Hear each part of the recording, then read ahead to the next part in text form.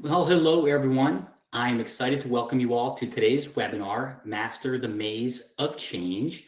And today's webinar is going to feature one of our association clients, the Institute of Internal Auditors. We are going to spend a little bit of time today really highlighting what the experience was like for the IIA team when it came to making a critical decision in their organization's life cycle as it relates to their event program. And the big decisions that they had to go through to build a consensus and a coalition internally to realize that they had to make change. And the status quo with how they leverage technology to support their ever-growing and ever-scaling event program had to change. So I'd like to introduce myself. My name is Will Connect with Cvent. And before we jump into some very quick housekeeping items, I'd like to introduce Landon Cohen with the IIA. How you doing, Will? Thanks for having me. My name is Landon Cohen. I'm the Director of Learning Operations and Technology here at the IIA. I started my career in technology about 15 or so years ago. I've dabbled in many parts of technology. I really kind of cut my teeth in the data center and things of that nature, but I've slowly moved over to training, in which I found myself in my current role here at the IIA, in which case we, deliver many events for that purpose. Great. Well, it's great to have you on here, Landon. We are going to just cover a few housekeeping items, and then we're going to get ready to rock and roll here. There are going to be opportunities throughout today's presentation for you all to ask as many questions as you like. So please feel free to submit any and all questions via Q&A, or you can ask in the chat, whichever you prefer. At the end of today's presentation, we will share a quick survey for you all to share some insight around today's presentation. So again, we'd love to collect the insight, and that'll help drive any future programs and any content that we share with our followers. We'll also be using the polling features today as well. So we'll start to collect some insight here. And again, we're looking forward to the feedback. And with that, let's go ahead and get started. We'd like to kick off the first poll for today's presentation. And we'll start that by asking everyone, what kind of organization do you all represent?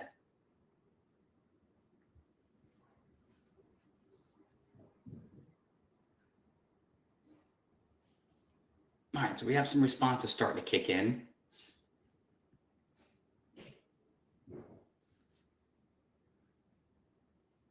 We have some member-based organizations. We have some nonprofits. So we'll see this fluctuate a little bit. We might have some folks on as well that represent another type of organization as well. So we're looking forward to seeing these come back.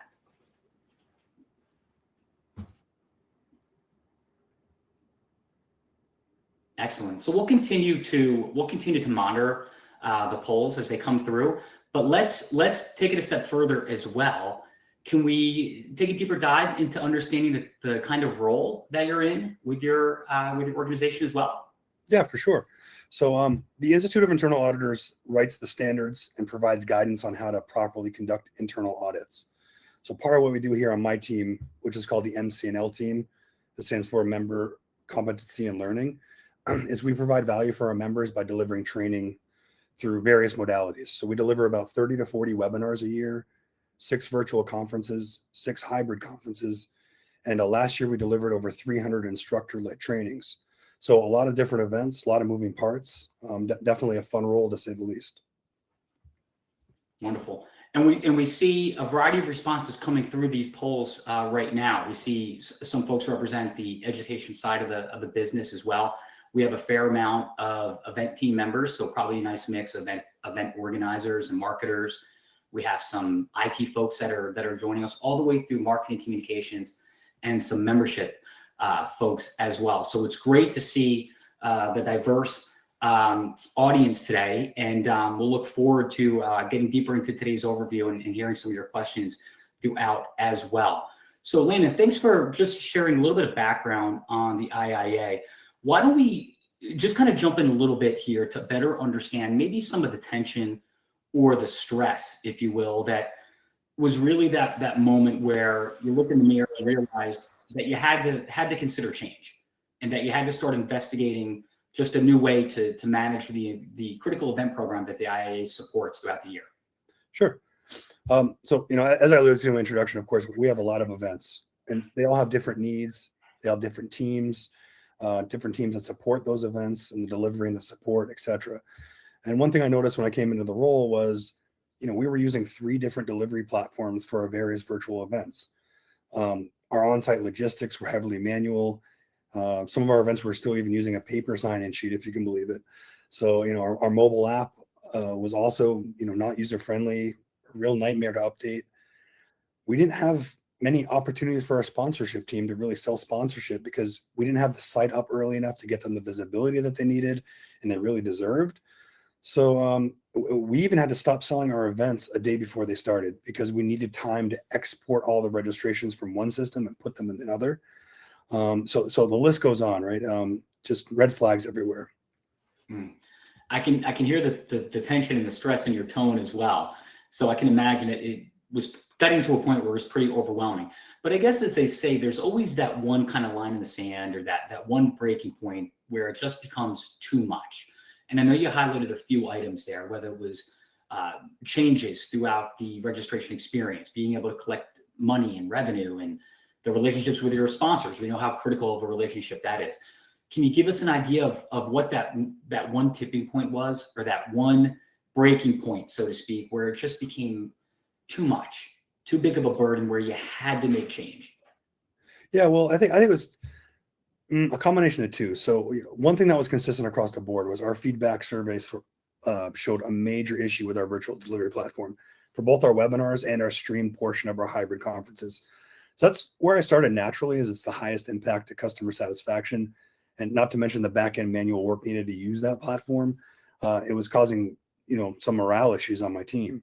So something simple like a room change on site, or if we needed to swap out a speaker, would cause stress because of all the various platforms and apps and websites they'd have to update. This would also cause distractions and naturally, from seemingly unconnected things, but those things would get impacted because behind the scenes, it was ultimately the same team doing the work. So something so simple as like a room change would have this, cascading effect to other things slipping that really didn't have anything to do with the platform. So it was at that point when I said, we've got to do something here. Yeah, as I mentioned before, can sense the stress and the passion there for change.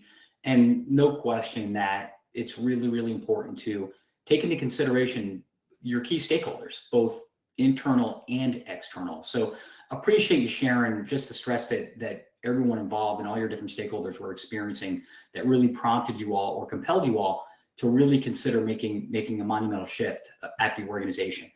Can you share with the audience today how intimidating, or was it intimidating, when you kind of kick things off? I know just in general, evaluating technology or exploring something alternative to what the status quo may be can be pretty daunting. Can you give us all maybe a little bit of insight on what that experience was like to get started, and maybe any blockers that you were faced with as you got started? Yeah. For me, being new to the role at the time and new to the team, and quite frankly, not knowing what I was even getting myself into was intimidating for sure. I'd never seen a platform like this, in prior roles. I didn't even know what I was getting into, right? So I really hadn't proved myself yet in this role. And, hindsight, of course, being 2020, this was a big undertaking. I didn't know that at the time, but, looking back, it was. So, no real blockers I could see at that time. I just saw a problem that needed to be fixed, and, my natural instincts are to solve problems. So I knew it had to be done, but to be honest, I didn't really know what I didn't know, if that makes sense. Yeah, no, it absolutely does. And I think many of us would agree that sometimes the hardest part is just getting started. So you made that critical decision that it was time to explore alternatives. So how did you kick things off? What was that experience like? What was the first move to get things going in the right direction? Well, I do have the benefit of having a very strong and dedicated team. So they helped me and us, quite frankly, get an initial story together by using survey data, by using customer testimonials, among other things. And it really helped paint a story on why we should at least start exploring alternatives. So, based on through that storytelling and to my leadership, they really gave the go ahead to start looking and getting together some initial scoping plans, some rough ROI, outlining where we can make a positive impact for our members, et cetera, et cetera. And once we kind of looked at all that on paper, it was pretty evident that this is something we should absolutely prioritize. And at that point, we went ahead and engaged our PMO office, who really helped kind of get us organized for what ended up being a pretty significant undertaking. Roger that. I think it's important. One thing that stood out to me was that how important it was to have at least that initial component of support. And we all need a good support infrastructure when it comes to the team. So certainly appreciate that.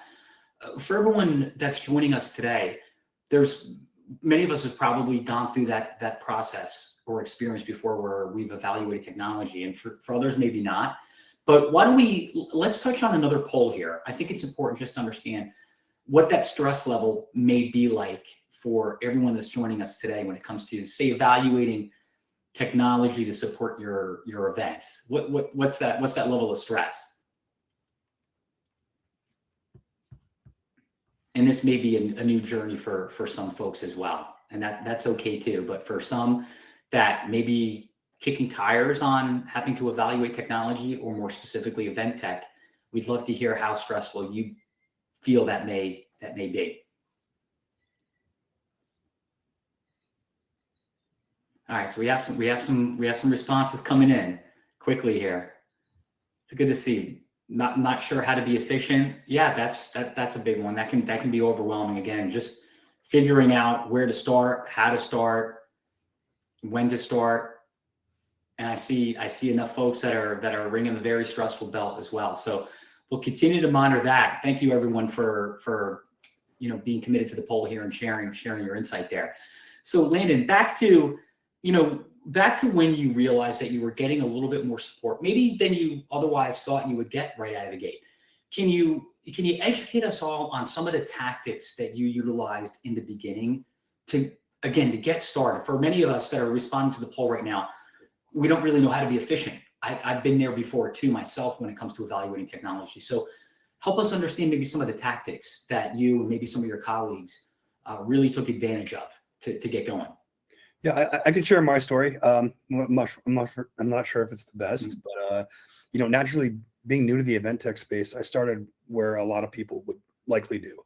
I started scouring the internet, doing research on virtual platforms, reading reviews, watching some YouTube videos and things of that nature on how the other platforms look and feel.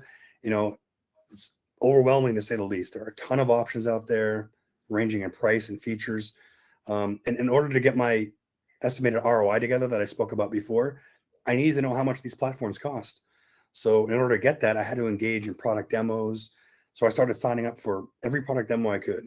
And I remember doing product demo after product demo, thinking there's no end in sight.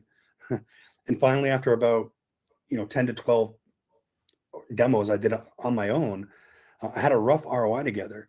And then, through that's what engaged our PMO team, who's very helpful at, furthering the project, gathering requirements, arranging the vendors graphically to show what fit our needs, who didn't.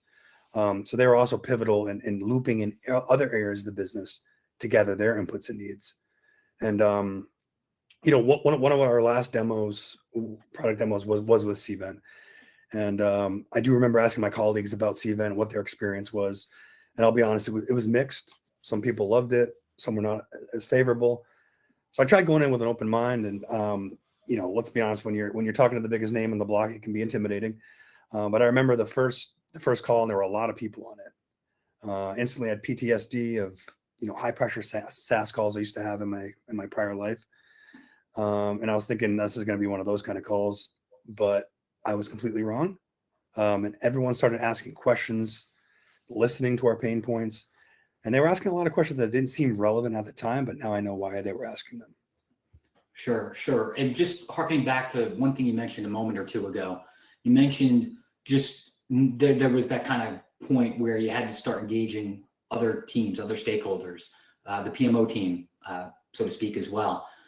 I think it's important when you start to kind of build that coalition internally to try to cast as wide of a net as possible. There's going to be other teams, there's going to be other departments that you probably need to loop in at some point along the way to try to get some additional buy-in.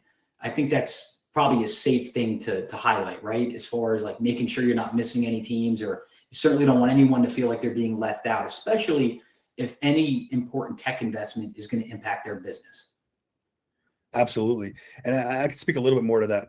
Looking back, quite frankly, that's how we got into the situation we did before, was because they weren't engaging people in those conversations and they weren't looping everybody else in. So they were kind of, people much before I was here were kind of working in a vacuum and only worrying about their needs. So, that's kind of how we got into this mess in the first place. Yeah, absolutely. And look, you mentioned that you started to engage a variety of different vendors. Certainly warrants a fair amount of due diligence when you're making a big decision like this. You mentioned when you started to engage the Cvent team, asking a lot more questions, maybe that you weren't thinking were going to be required to address when you started kicking tires on technology. Was there, I guess, during that evaluation when you were engaging the team, was there, or what was that light bulb moment for you where you realized during the discussions that it was time to really tackle this and to maybe think a little more holistically? It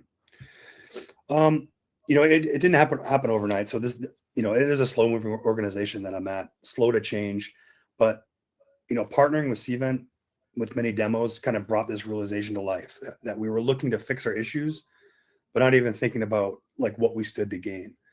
And once we saw the ROI we could have as an organization from switching to a cohesive platform, which it really helped having our PMO, connect the dots with Cvent. It really clicked for me. And during that process and discovery process, a lot of trust was built with Cvent and the team there. And they kind of turn on a lot of light bulbs for me and, quite frankly, everyone in my organization on how this can help everybody. So it was really through that process that really made the light bulb come on. Yeah, and look, it's important. We talked about earlier when we kicked things off that we're all wearing multiple hats during the day, and it's certainly no small task to drive and motivate change like this, getting away from the status quo, getting multiple stakeholders and multiple teams to appreciate why it's important to stop doing what we're doing and to be comfortable with trying something new that can have a major impact on the business. We talked about how getting started can be one of the hardest parts of any evaluation. But as you got through that evaluation and you were starting to build that kind of village and folks were starting to buy in and more and more were signing up to listen to hear what you had to say, whether it was that ROI compelling story or something else. Can you educate us again on how you effectively spread the word internally at your organization when it came to not only coming to the conclusion that, hey, we think we might have a solution to some of the pain points that have been impacting our business across the board and impacting so many teams at the IAA. Can you just talk a little bit more about, I guess, the buying committee? When you think about when you got deeper into the evaluation, that's where, as they say, the rubber hits the road, and started to really build that strong coalition. What's that like? I think we all want to know, how do we, if we ever get into the situation where we have to inflict change at our organization for the better, what's the best practice, or how do we get the right folks involved? How do we identify the right folks? Can you just talk about the internal stakeholders rather at IIA and how you really got them involved in the process and kind of got them to stick involved in the process? Yeah, absolutely. So, we already talked about my team and what was needed here and the pain points there, right? So I won't go too much into that. That's pretty self-explanatory, but through my talks with marketing and sponsorship, IT, chapter engagement, we have a customer relations department, of course, essentially all the business units. I wanted to understand what pain points they had with the current technology. And, if they could wave a magic wand, what that new solution would look like. And, we made sure to capture all those needs and brought it in to the few final vendors at that time who were still kind of vying for the contract, to see if they could solve some of these wishes, right? Or grant some of those wishes. And it only helped to solidify that we were making the right decision with this event technology platform migration, because, nearly all, if not all of them, could be solved or could definitely be improved. And it was good for me to also understand sometimes we're so focused on what we're doing the day to day that we don't realize what other people might be relying on a platform for, or how we could help them do their jobs better. And so having these conversations really helped me tie the business together, and quite frankly, have talks that probably haven't had happened in years, right? And break down some walls and stop working in some silos. So, it was a great experience, but basically just talking to people and listening to their needs.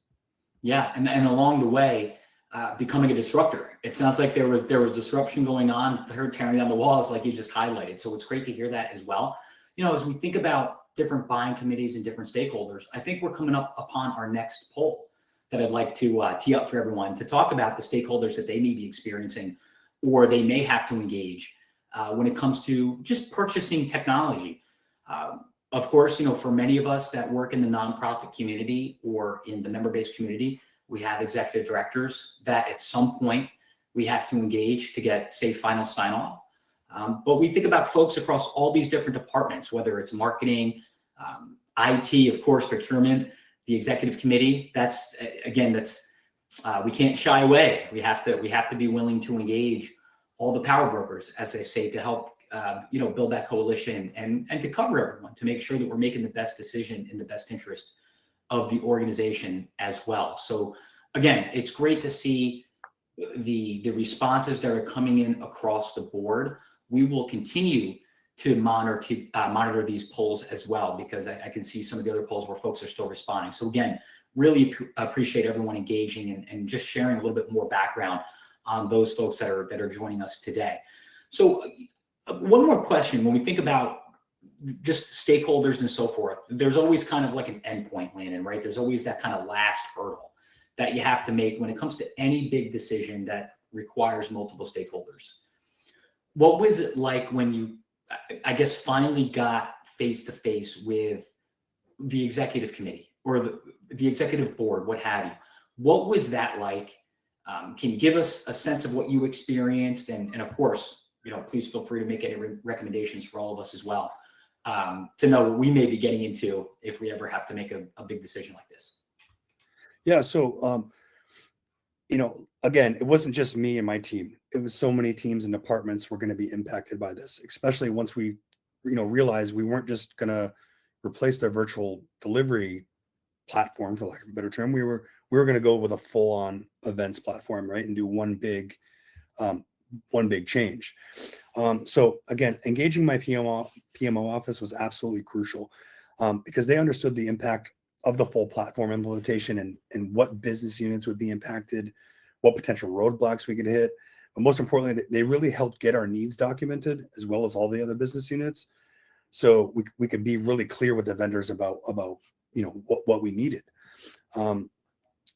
It's also just great timing or great organization that my PMO team drives those those steering committee meetings, right, to decide, hey, are we going to move forward or are we not? So they knew kind of how to go into that meeting and what kind of questions might be asked. So again, getting them involved earlier. Looking back, I should have gotten involved with them from the beginning, Sure. but I didn't know, what the magnitude was going to be. So I have to give a lot of credit, and I can't tell you how important that was to get them involved. I spoke briefly about engaging all the units, IT, finance, chapter relations, customer relations, and really listening to their needs. And one thing that we can touch on a little later is I was getting a lot of, this is how we do it now. This is how we've done it for X amount of years. And so they were trying to fit what they've been doing into what we were looking to do. And a lot of times that wasn't a fit because they weren't thinking how to be, quite frankly, more efficient and things of that nature. So, getting their needs captured, but also getting them to understand and see how this change would help them for the better. And slowly but surely, one by one, you kind of get people to see the vision and they believe it and they want it. So now they're voicing their opinion to their leadership, which obviously, of course, all goes up to the chain, up the chain. And now all of a sudden, it's not only Landon who wants Cvent, it's Mary, Susie, everybody else from every other department that also wants Cvent. Yeah, absolutely. And a couple of things you highlighted there too that I think are important and noteworthy. So just kicking things off, you highlighted earlier today, there were really specific pain points that key stakeholders were feeling, both internal and external, of course. But when it came to that big day of engaging with the executive committee or the board, and you said it yourself, probably would have been a better move to engage with them much sooner in the process. So again, great learning experience for us all. To not have that kind of fear, like, hey, you're going to have that conversation at some point, probably makes sense to try to get some of that sponsorship and that internal buy-in a little bit sooner if you can. So that really stood out to me. And I think that gives a little bit of comfort to me and to maybe all of us on the call today that, again, maybe at some point in our careers, we may have to be part of that buying committee or have to be that one individual that really compels the rest of the team to make that big decision to make a big change. So I appreciate you kind of stepping up and carrying that torch internally at the IIA. I mean, certainly sounds like a ton of work. I mentioned earlier, the main takeaway is we don't want it to sound too overwhelming. Though. And I think that's going to be a big takeaway when we wrap up today's meeting is that it may sound daunting. It sounds like a lot of work, but it doesn't have to be that overwhelming, right? To make that big decision. The decision and the choice to make change, I think, is the hardest part in the beginning. So that'll be a big takeaway today. So as we think about just how you kind of went from pinpointing individual pain points for certain team members and stakeholders, when you got to the buying committee or the executive committee, if you will, it really became much more of a strategic move at that point, showing how important obviously the events are to your business and how they aligned are, but more specifically, helping the executive committee understand the impact that making a change like this really is going to have on the bottom line, so to speak, and the health of your organization. So is it fair to say that that's one big takeaway too throughout this process? Yeah, absolutely. Again, I didn't know this going in, but if we even just talk about the manual labor I alluded to before, when that all of a sudden goes away, it's not only the man hours that get repurposed somewhere else, more valuable, but the morale and everything. It's more.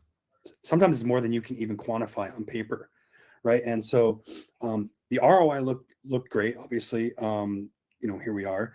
And I will be honest about that. I was thinking, this platform's too good to be true. It's going to be astronomically priced. The pricing was competitive with everybody else. So once we got that out of the way and we could see, okay, the pricing makes sense and everything kind of makes sense. It's really, to your point, Will, showing the executive team what value they're going to get and what they're going to get for ROI, and really ultimately our members, what are they going to get back for value? So things like better user experience, better platform adoption. We have sites open now weeks in advance, which is unheard of here. So we're getting more engagement, both pre-event and post-event. So a lot of things have changed for the better.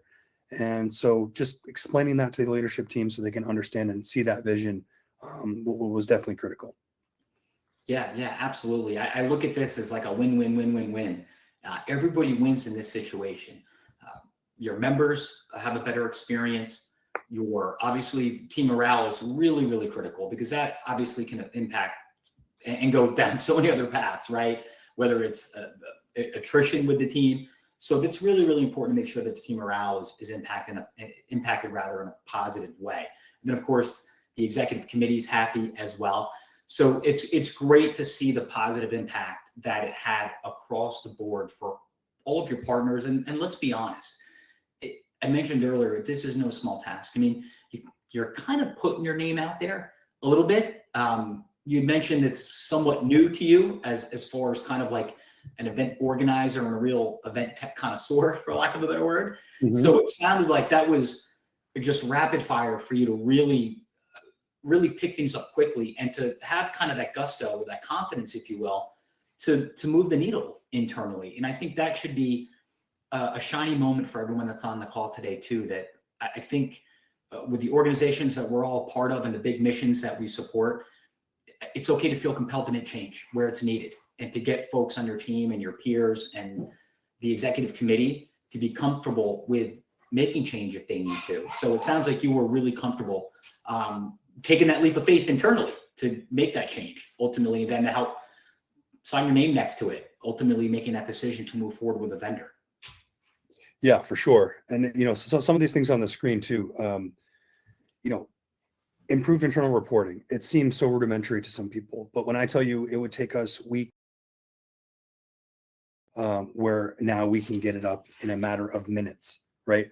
That is just a complete game changer for us. We're able to make decisions so much quicker now, and gain insights about events or customers or anything like that much quicker than we were before, right? Which helps us be more strategic. It helps us influence better.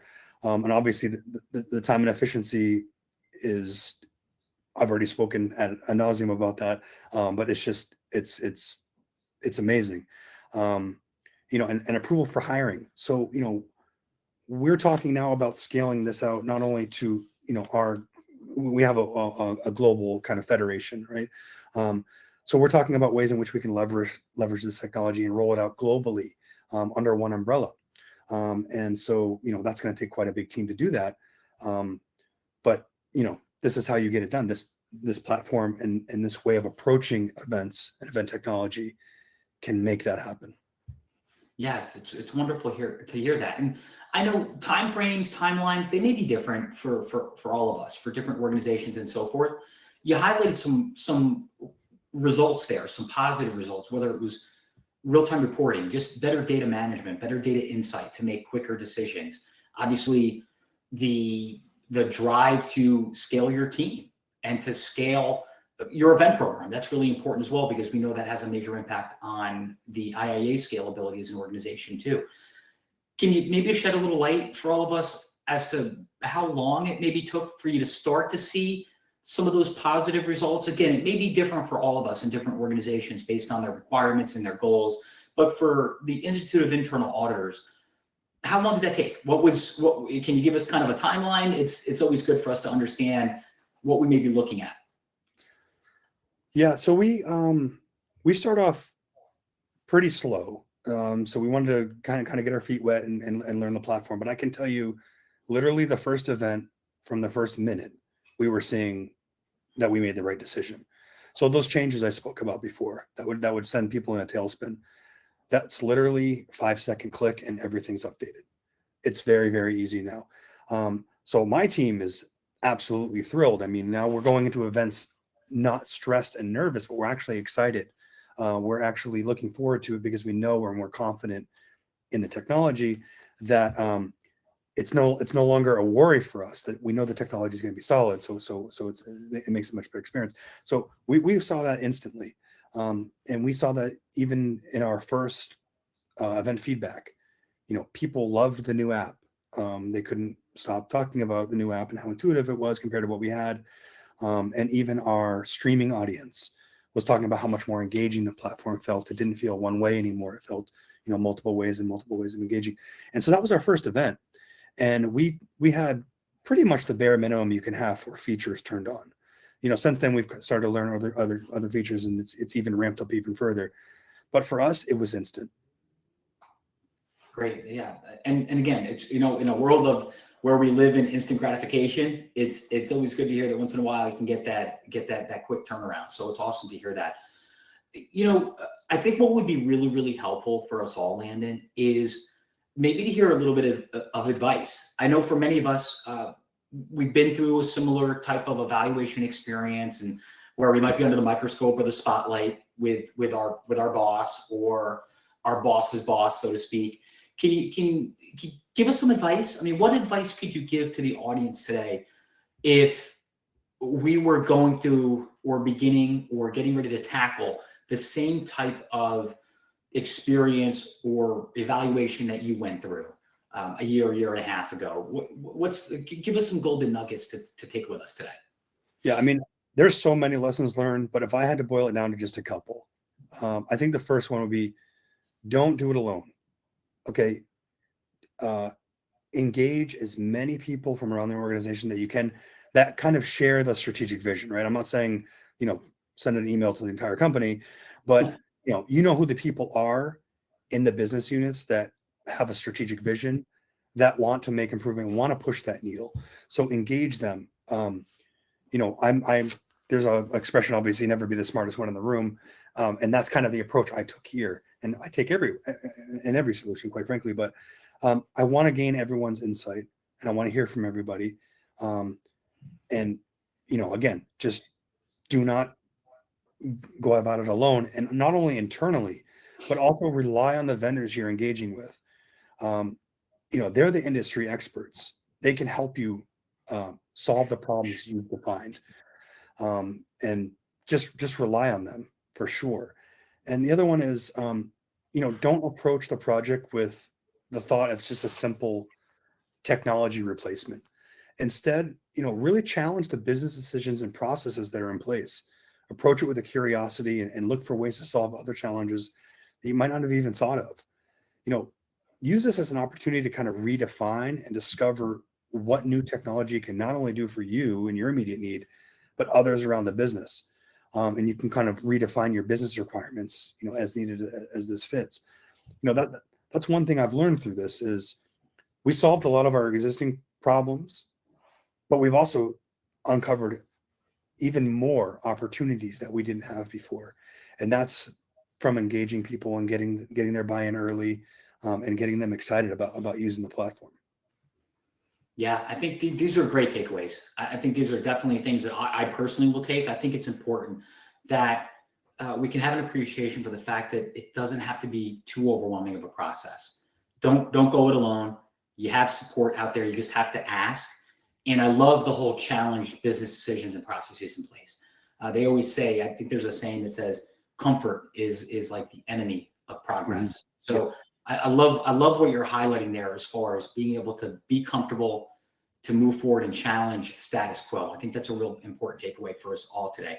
So look, thank you, Landon, for so much of this feedback today. I think there were some key takeaways for us all today. I think maybe for some of us, we can breathe somewhat of a sigh of relief if we're thinking about knocking on our boss's door or on our team's door to have a conversation out of curiosity, to question how we're doing things and whether or not it may make sense to change how we're doing things. So I want to thank you for being comfortable sharing this insight and your experience. I want to thank everyone for joining us today. And if you're interested in hearing more, this was really part one of Landon's story, because he is going to be speaking again at Cvent Connect here. Believe it or not, in just a few weeks, we're quickly approaching June. So we'd love to have you all join us in person or virtually, June 10th to the 13th. So if interested, you'll be able to hear Landon speak part two of today's overview and share a little bit more insight into their experience and the impact that they've been able to have on the Institute of Internal Auditors' overall business. So any questions on that, please feel free to reach out to us directly. Or again, we'll be addressing some questions today as well. So with that, for anyone that is joining us today as well, if you'd like to have a deeper conversation about Cvent, we'd love to welcome that conversation with our team. Please let us know. We're running some fun campaigns today as well. So if you're interested in scheduling a call to share some of your insight, and maybe if there are some pain points that you and your team are experiencing today as it relates to your event program, we'd love to help provide a nice overview to you and see where there may be some alignment. And you can also be up for the running of a $100 Amazon gift card as well for completing that call with us. So we'd love to reward you for your time, because we know everyone's very, very busy. So we'd love to have that conversation. And with that, would love to address any questions that folks may have today. So as promised earlier, I think we do have a few questions that are popping in, but please feel free to fire away. Landon and myself will do our best to address any questions or comments that you may have.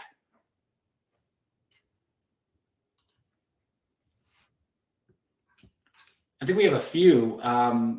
What were the 3 signs that alerted to the fact that you needed to start looking for a better event planning process, Landon? 3 signs. I would say, team stress was high. That's sign number one. Sign number two, customers are providing negative feedback and negative customer experience.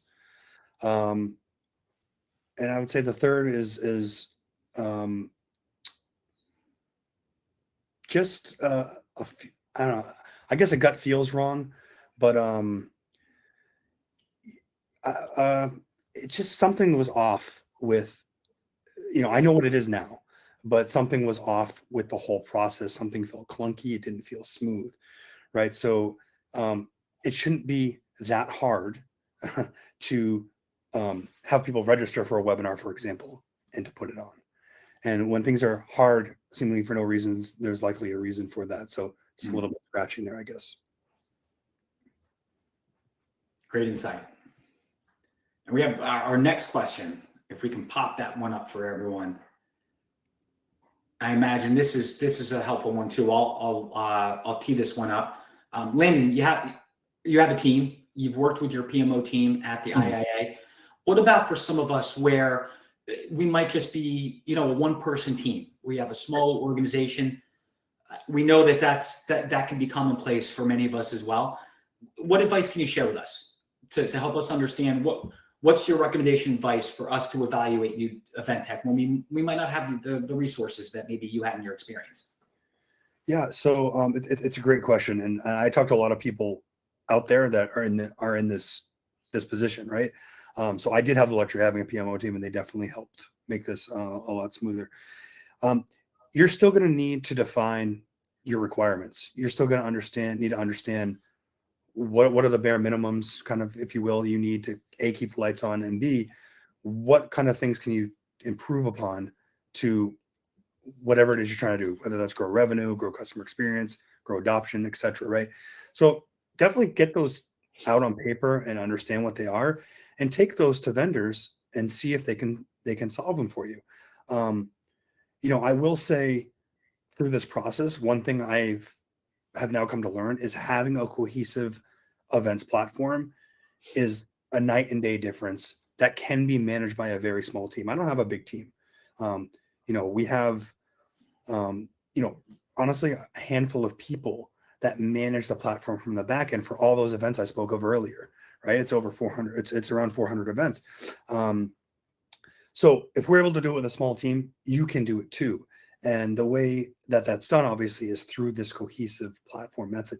You don't want a registration system sitting over here and a virtual platform sitting over there and an app sitting over here.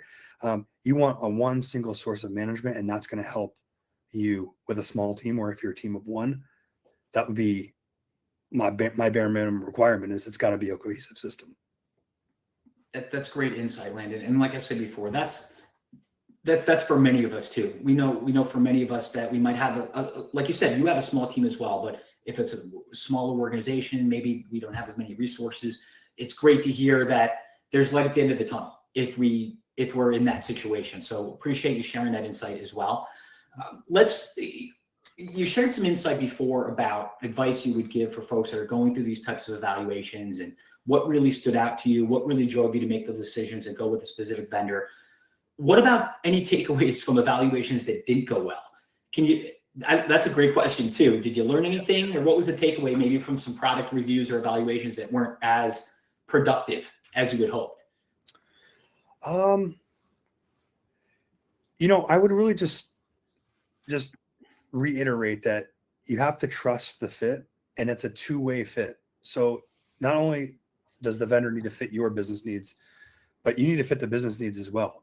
And it's going to be a partnership, right? So I did come across some vendors that were very one way, we'll put it, to where I didn't feel that they were going to have our best interests in mind, right? So again, trust your gut there, but trust the fit. There were some high pressure situations, some high pressure sales situations that I had to sit through, and that was probably another key takeaway too, of something to avoid, is not go so crazy with the demos, because you'll get glazed over eyes and they'll start to blend together, and it's hard to stay focused on what it is you're trying to do. So I would say don't schedule 100 demos, and just trust the fit. Yeah, no, again, just some more great insight that you're sharing. I think it should be pretty natural too when you start to build that trust and that camaraderie with a vendor. I think that's important. It should start to fit a little bit naturally. It shouldn't feel forced. So I appreciate you sharing that insight as far as trying not to get too overwhelmed and reviewing every single vendor and doing as many demos as possible, because that can be certainly become overwhelming in and of itself. Here's an interesting question too that I think is really helpful for all of us still on the call. Any insight, Landon, that you can share with us when it came to, or when it comes to getting buy-in from departments that you don't typically work with or interface with, say IT, finance, operations, other departments? That's a really good question, right? There's going to be some teams and departments that you've never engaged with before. And this is a big leap to have to all of a sudden bring this up, right? Bring this up to them. Yeah, I love this question. And again, I was new to this role. So this conversation and this project allowed me to go into their world and talk about something, right? And where we could find some common ground. And I mentioned breaking down walls before, right? This project and this events platform have brought us together in ways that I never thought would ever happen. You're still going to, of course, I don't want to make it sound like it's all, cupcakes and rainbows, as my daughter says from Trolls, but, you are going to reach some challenges and you're going to meet some strong personalities that are kind of set in their ways. Right. So, the ones that see the value, those are the easy ones. It's the ones that are apprehensive for whatever the reason is. Just talk to them, understand what their concern is. You'd be surprised how much progress you can make by saying, hey, instead of across the table from them, sitting on the same side of the table with them and looking at the problem together. What can we do together to solve this? And this is what I want to do. I want this new events platform for X, Y, and Z. What would it take to get you to get some value from it and to want it as well? And those conversations just really spark, some open and honest feedback about 9 times out of 10, it's a communication problem or a process problem that is the reason they don't want to do it. And once you put that at ease for them, things kind of fall together and they eventually, some of my biggest proponents are now, or some of my biggest opponents are now some of my biggest proponents. So, yeah. I love hearing that. You think at the end of the line, at the end of the day, we're all on the same team. Meaning when you're sitting down with your peers and other teams, even if you've never interfaced with them, you're all advocates. So no need to think that there's going to be friction there. And sure, there may be some disagreements and there might be some internal selling, so to speak. But the bottom line is you are on the same team and you all have the same goal and the outcome that you're looking for, both for your internal and external stakeholders. So I love hearing that it's sit down, sit at the same table, face to face, and knock out the issues. We have another question that popped in here, and I think this blends nicely with the previous question where you highlighted, what it was like, if there were any takeaways from evaluations that maybe weren't as productive or go as great as you would hope. But when you were engaging with the Cvent team, can you maybe share some insight for the group, what it was like or how that process or experience was like when you were building trust during that evaluation process? Because look, like you said, it's not always going to be cupcakes and rainbows. That's, of course, that's important to recognize. So even throughout those peaks and valleys, what was it like building trust with that team that you interfaced with? Yeah, I'm a cautious optimist by nature. I'm a little bit of a skeptic, right? And of course, I mentioned before, I did ask around, internally and colleagues, hey, what do you think of Cvent? And I mentioned the feedback was mixed. So naturally, it's in the back of my head. Some of that feedback might be true, right? So I approached it, like I said, cautiously optimistic. To be quite frank, I literally thought it was too good to be true. And I just let Cvent prove to me that they could deliver on what they were going to tell me they were going to deliver on. I just trusted. At the end, I got to know Will. I got to know you pretty well. I got to know the whole team pretty well. And I mentioned before, it was different than a high pressure SaaS call. And that's because the people, at Cvent are not the same kind of people on those kind of calls. Right. And I got to see that. And That's funny because this project was really two phases for me. One was the internal selling and getting us to agree and sign a contract. And it came to phase two, which quite frankly I was more nervous about was, okay, now we have to deliver. It's kind of my neck on the line. You know, I'm the advocate and the proponent for this. And so I just had to trust that, you know, Cvent would be there. And I will say, to my surprise, not only have they been as engaged as they were before, they're probably more engaged now. And if you want to talk about night and day difference from what we had before, we would go days from hearing if we had an issue during an event, we would go days from our previous vendor between hearing them. The event's already over, and they're coming into us with a solution, and people have already gone home. Where with Cvent, I have it solved in a matter of minutes.